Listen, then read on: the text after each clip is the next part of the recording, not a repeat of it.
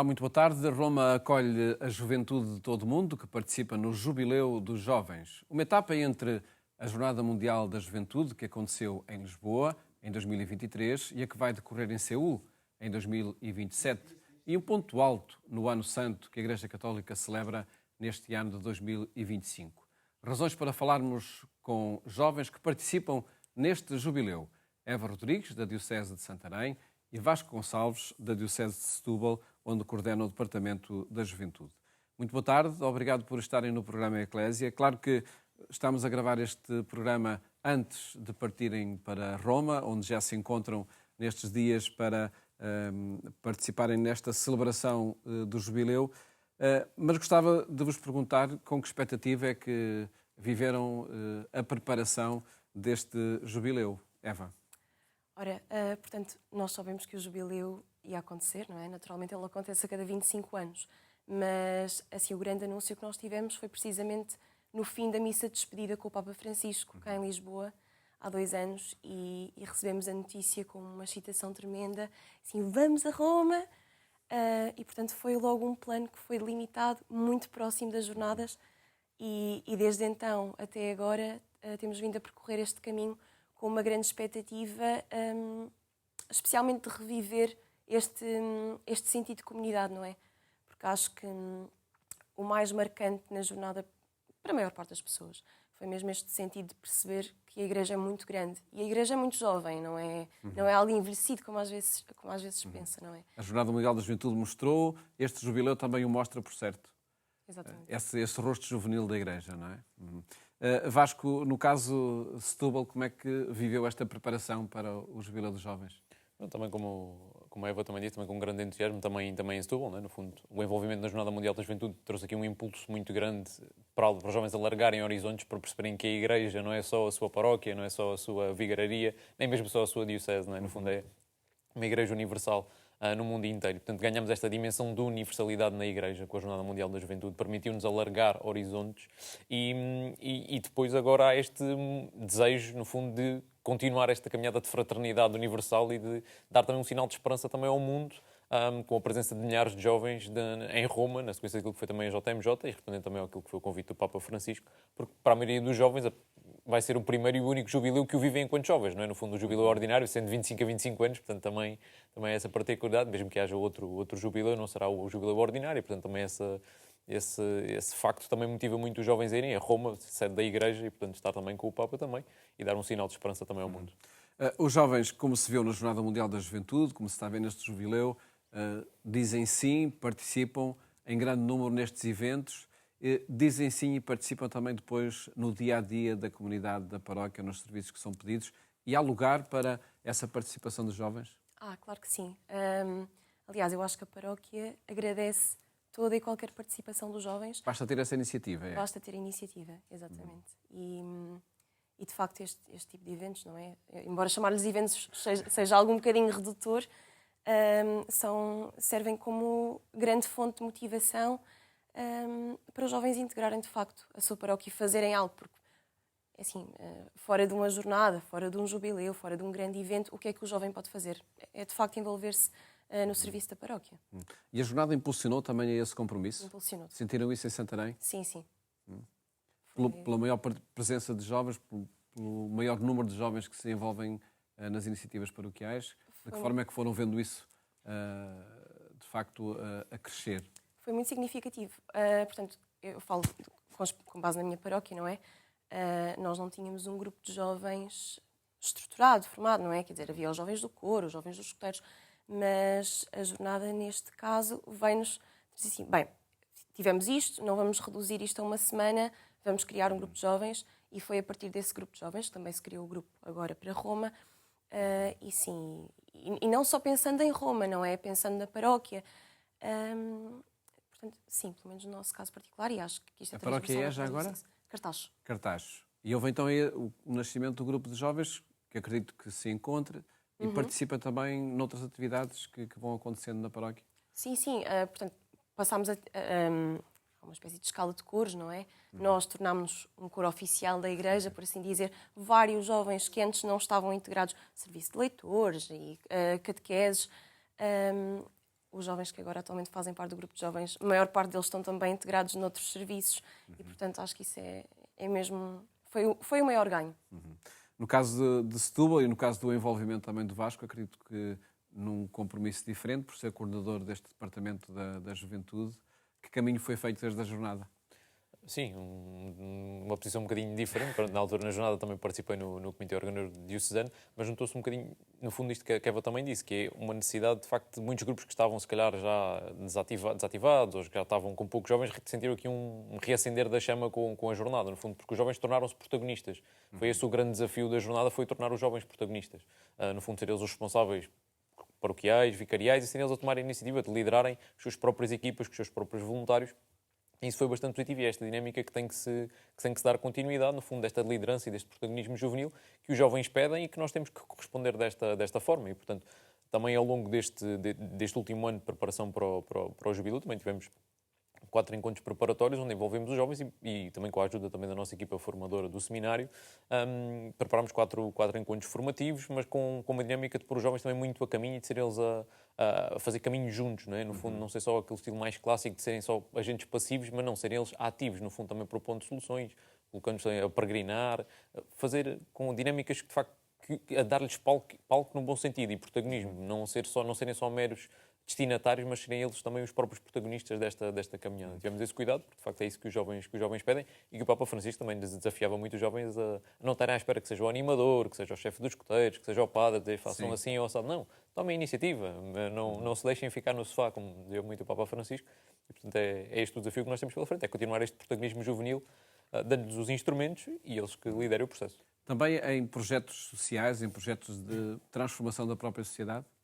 Sim, naturalmente. Eu acho que isso é muito importante, de facto, que os jovens ganhem essa consciência também de alargar o horizonte também além da Igreja, não é? No fundo, perceberem que é preciso uma intervenção e que, além da Igreja, porque há muitos jovens, há muitas estruturas juvenis, há muitas organizações de jovens fora da Igreja, com os quais nós, igrejas, jovens de Igreja, podemos estabelecer parcerias, criar pontos e até nascerem projetos comuns com frutos para o futuro. E, portanto, também alargar-lhes estes horizontes, lhes deixar o bichinho, lhes dar a conhecer alguns projetos e convidando também algumas pessoas de algumas destas realidades de fora da Igreja para também apresentar os seus projetos, para que eles fiquem a conhecer e, a partir daí, criar parcerias e criar uma rede alargada. No fundo, este caminhar juntos não é só entre a Igreja, é também com quem está fora da Igreja e à volta da Igreja, com os quais também nós podemos e devemos, enquanto jovens, fazer caminho.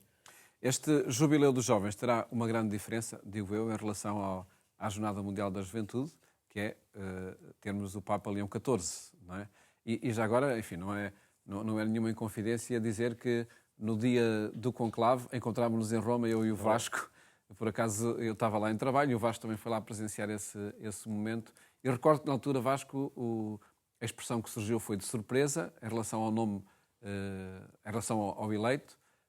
Passados estes meses, que expectativa tens também para a palavra do Papa para com os jovens? Sim, lembro-me na altura do dia, pronto, no fundo, o nome do cardeal não era totalmente estranho, pronto, não era, mas o nome, no fundo, de Leão XIV já foi uma coisa que fosse assim um bocadinho estranho na altura, pronto, já não estávamos mais habituados, deixamos assim um bocadinho mais antigos, mas foi uma surpresa, mas agora que já passaram 3 meses, cerca, quase 3 meses, temos aqui, de facto, um Papa que me parece claramente em que a paz é uma mensagem que quer, de facto, ter aqui a marcar muito forte o seu pontificado. E eu acho que, de facto, os jovens também têm sempre esta expectativa. Cada vez que há um novo Papa, aconteceu já assim no passado, por exemplo, na Jornada Mundial da Juventude em 2005, em Colónia, que, pronto, era o Papa João Paulo II, entretanto faleceu, e depois já foi o Papa Bento XVI a celebrar. Também em 2013, quando renunciou o Papa Bento XVI, poucos meses depois foi o Papa Francisco a celebrar a Jornada Mundial da Juventude no Rio de Janeiro. Portanto, esta novidade, quando há um Papa novo que celebra ou presida um destes grandes eventos, seja o Jubileu, seja a Jornada Mundial da Juventude, há uma adesão maior da parte dos jovens também, pela curiosidade. E eu acho que também é importante este sinal que os jovens levam até Roma com esta mensagem de paz do Papa Leão XIV, do Papa da Paz. No fundo, quando ele veio à varanda, disse: "A paz esteja convosco", foi as primeiras palavras que ele disse. E, portanto, num mundo cada vez mais com a Guerra Mundial aos pedaços, com tantos conflitos, eu acho que é muito importante, de facto, que os jovens vão até Roma e acho que também sentiram esse apelo de uma mensagem de esperança num mundo tão martirizado por tantos conflitos e tantas guerras. Também pensarmos o que é que leva tantos jovens de todos os 4 cantos do mundo a irem até Roma peregrinarem. Também é uma mensagem de esperança para o mundo. Apesar de todos estes conflitos, apesar de todos estes problemas, todos estes dramas, há aqui uma mensagem de esperança que é possível construir e que os jovens são portadores desta mensagem de esperança para o mundo. Eva Rodrigues, de facto, uma palavra diferente que este Papa, por certo, vai ter. Que expectativa tens também para este desafio que o Papa Leão XIV pode deixar aos jovens?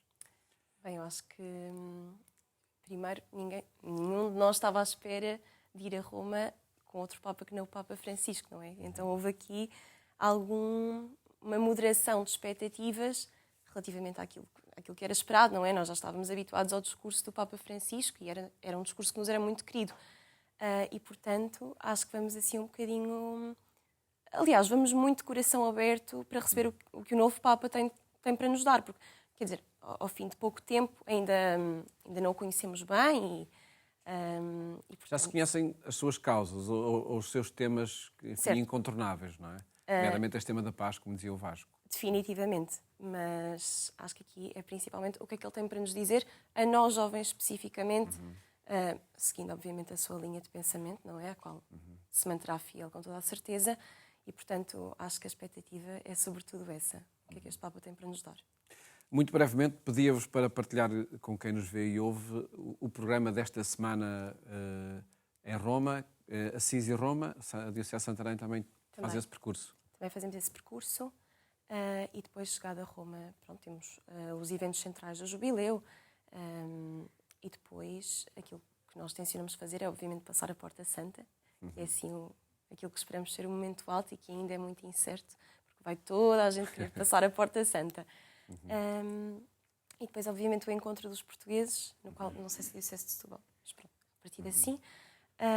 E de facto, temos grande expectativa. Sobretudo para o encontro dos portugueses, acho que sim. Serão tantos que terá que ser desdobrado esse encontro, não é? Na Igreja de São Paulo, fora de Mundos, ou que foi desdobrado, porque isso já, enfim, gravámos previamente, como dizia no início. Setúbal também, são Assis e Roma. É por aí que passa a vossa presença? Sim, nós tivemos uma proposta diocesana de ir 2 dias antes, no fundo, 26 e 27 a Assis, numa peregrinação diocesana. A essa peregrinação vamos cerca de 150, num total de 350 que vamos à jornada, ao Jubileu.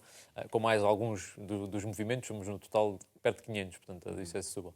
Mas vamos 150, vamos a Assis, estaremos lá 2 dias, 26 e 27, celebramos uma vigília na igreja de Santa Maria Maior, junto do túmulo do Beato Carlo Acutis, também desta ligação de santidade aos jovens, portanto, esta ida a Assis tem muito esta ligação com a questão da santidade e com os jovens.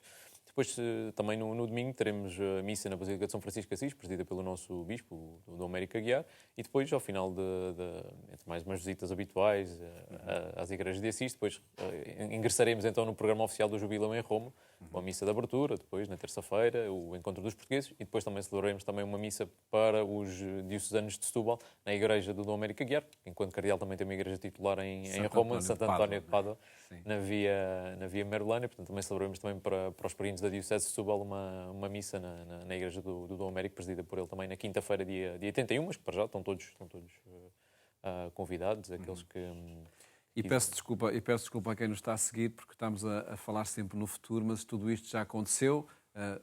Falta a vigília e falta a missa final, missa de envio deste jubileu. Gravámos, como teria de ser necessariamente, este programa previamente, antes da partida da Eva e do Vasco para Roma.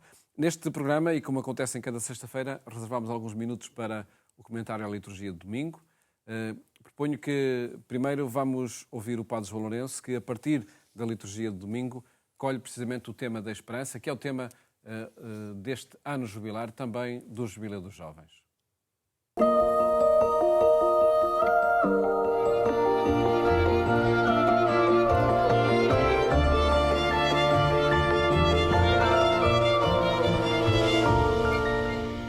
Uma das dimensões, diria mesmo, da prevalência, insistência que o Papa Francisco faz na sua bula ao proclamar o ano jubilar tem a ver com o sentido social, a dimensão social do trabalho, dos bens temporais, da posse, da partilha, da comunhão. Os textos da nossa liturgia deste domingo vêm exatamente ao encontro disso. Porque é que eu destaco e ponho em evidência este realce dado na bula? Porque, de facto, a esperança é também uma construção. E nós não conseguimos construir um clima, uma vivência de esperança, se de facto não houver condições de vida, condições sociais, condições que tornem a existência de todo o homem, de qualquer homem, minimamente digna. A esperança não pode ser e não é construída à margem da realidade e da vivência social. Não é uma questão ideológica, é uma questão que tem muito a ver com a realidade e a vivência prática. Por isso, a esperança é o resultado de uma vida digna e ela dá também um enfoque importante para que a vida do crente se torne sempre cada vez mais digna, mais partilhada. Portanto, importa criar um clima de esperança, ou seja, uma harmonia social capaz de valorizar e de dar às coisas temporais o verdadeiro sentido que elas devem ter.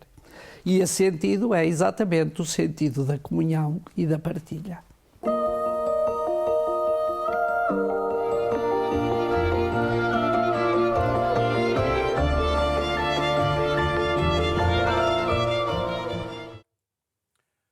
Uma proposta do Padre João Lourenço, que decorre do texto do Evangelho que se escuta nas Eucaristias deste domingo e que vamos pedir o comentário dos convidados do programa de hoje.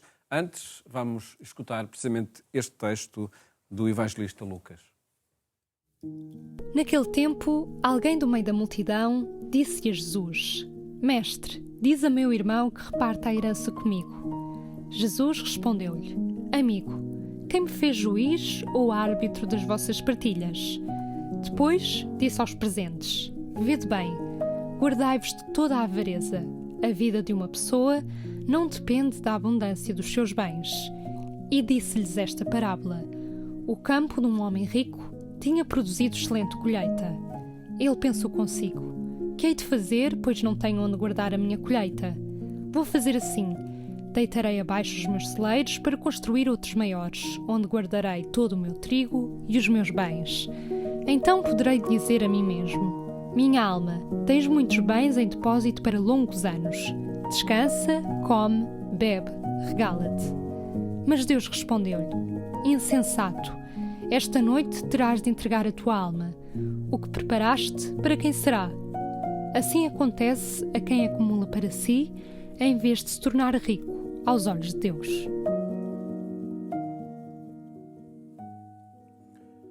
A Eva Rodrigues e o Vasco Gonçalves, que participam no Jubileu dos Jovens, comentam agora este texto. E Vasco, que mensagem, que desafio se pode retirar desta parábola que Jesus contou? De facto, esta parábola, especificamente relativamente aos jovens, também diz aqui, e faz-me lembrar esta questão do apego aos bens materiais, numa sociedade cada vez mais em que somos bombardeados com tanto uma sociedade do consumo, do apelo ao consumo dos bens materiais. Esta parábola toca-nos aqui, de facto, confronta-nos com aquilo que é essencial: acumular, com que sentido, não é? Se não for para partilhar com os outros, não serve, nada serve. E, portanto, esta parábola faz-me muito lembrar esta relação que os jovens têm hoje em dia, em particular os jovens e a sociedade em que vivemos, com a sociedade do consumo, não é? No fundo, em que somos muito bombardeados com tantas coisas para consumir, para viver, acumular riqueza. Depois de nada serve se não for para partilhar. A essência aqui é ser rico aos olhos de Deus, não é? No fundo, isto é viver para o outro, viver para servir. E também, no fundo, estes conflitos todos que vivemos no mundo, também muito movidos por interesses económicos, por ganâncias, no fundo a ganância que move muitos destes conflitos e que nos desvirtuam daquilo que é o essencial. E Jesus convoca-nos àquilo que é o essencial, que é, no fundo, ser rico aos olhos de Deus, que é, no fundo, compartilhar aquilo que temos. E não são os bens de uma pessoa que definem aquilo que ela é. E, portanto, no fundo, aquilo que ela é enquanto pessoa, aquilo que ela partilha com os outros, não acumulando para si. Portanto, isto é um desafio também, interpela muito os jovens, e hoje em dia a nossa sociedade do consumo interpela-nos a todos os níveis, e também, como disse, nestes conflitos que existem, todos estes interesses económicos e as desigualdades. Estamos num mundo em que há cada vez mais ricos, os ricos são cada vez mais ricos, o número de milionários, multimilionários triplicaram no último ano, e os níveis de pobreza extrema estão iguais aos da década de 90. Nos últimos 30 anos, no mundo inteiro, não houve evolução nenhuma. Portanto, este gap de desigualdades tem que ser combatido, e portanto, esta parábola toca-nos precisamente nesta ferida que o mundo vive. Eva, a tua análise também, o teu comentário a este texto? Relativamente a este texto em específico, eu destacaria aqui não tanto o enfoque na avareza, mas algo que eu acho que é transversal a todo o Evangelho e que aqui, embora esteja nas entrelinhas, se torna um bocadinho mais claro, que é este homem chega-se ao pé de Jesus, interpela-o e diz: Mestre, diz-me como é que eu hei de fazer as partilhas. E Jesus não diz faz assim ou faz assado. Jesus diz: amigo, quem sou eu? Quem é que me fez juiz das tuas partilhas? Portanto, Jesus quase que se imiscui de lhe dar esta resposta direta e pega no tópico geral, que no fundo é a avareza, e explica-lhe o que é a avareza.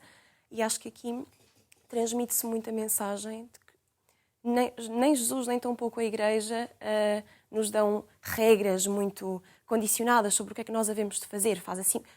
Quer dizer, nem isso seria possível. Quer dizer, a Bíblia teria 10 vezes mais tamanho se essas regras de vida estivessem todas explícitas. Mas não. A Igreja dá-nos estas indicações, estes pontos de orientação de forma maternal e cuidadosa, e depois o resto cabe ao Espírito Santo e a nós, em oração, fazer este discernimento. Portanto, acho que isto, sobretudo para os jovens, é algo a destacar, esta capacidade que Deus nos dá de discernir e de aplicar a palavra dele à nossa vida, sem nos encontrarmos condicionados por regras que a mim pode-se aplicar, ao outro não se pode aplicar, obviamente baseado por um princípio geral. Dá liberdade? Sem dúvida. Acontece em liberdade. Muito bem. Agradeço-vos terem estado aqui no programa Eclésia. Também o comentário a este texto do Evangelho, que se escuta nas Eucaristias deste domingo, e a partilhar a vivência do Jubileu dos Jovens, do que foi a expectativa e a preparação. Muito obrigado e que seja uma grande semana, de facto, que sejam grandes dias estes que se vivem em Roma com os jovens de todo o mundo. Obrigado por terem estado no programa Eclésia. E a terminar, convido a seguir os programas que vamos partilhando consigo ao longo deste mês de agosto, uma emissão com algumas particularidades ao longo das próximas 5 semanas, de que destaco as reportagens que sugerem locais a visitar nestes dias, em cada terça-feira, documentários sobre a liberdade religiosa no mundo, à quarta-feira e em parceria com a Fundação Ajuda à Igreja que Sofre, e efemérides que se assinalam ao longo deste ano, que evocamos nos programas de cada quinta-feira. Depois, à segunda e à sexta, diferentes convidados passam por este estúdio para partilhar histórias pessoais e comentar a liturgia do domingo. Votos de uma ótima tarde, ótimas férias, se for o caso. Até a próxima segunda-feira, se Deus quiser.